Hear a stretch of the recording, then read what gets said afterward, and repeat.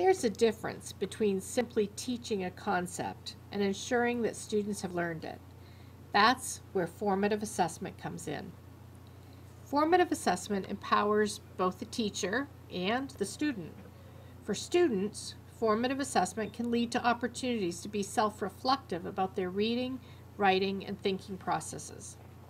For teachers, though, formative assessment provides immediate information about what each student knows and can do, and teachers who approach assessment as an ongoing and reflective process become skilled at navigating teaching and assessing simultaneously.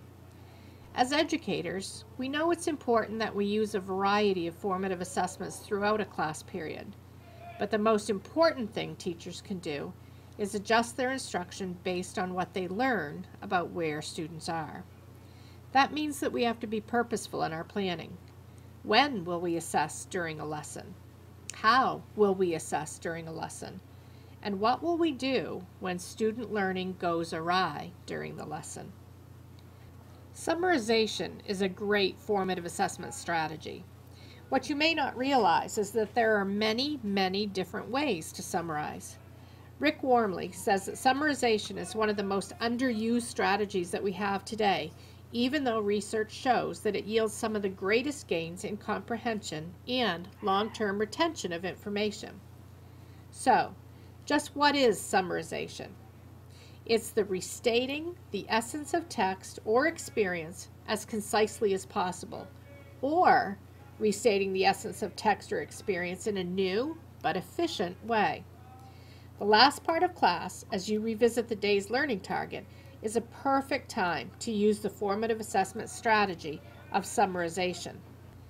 3-2-1 is an idea that you can implement in your classroom immediately. If you want to use a written 3-2-1, try the template that I've shared with you in your RSU19.net Google Drive. It's called, interestingly enough, Template 3-2-1. Make a copy of the document so you can write in the prompts that you want based on the content of your lesson and learning target. Here's an example of a 3-2-1 for a social studies class. Can you identify what the learning targets for the day's lesson might be? Here's what a 3-2-1 might look like in a math class.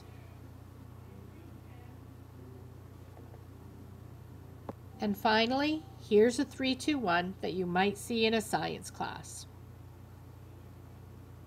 If you use a 3-2-1 as a formative assessment in your classroom, I'd love to hear about how it worked for you, and how the summarizations that you got from students informed your instruction for the next class.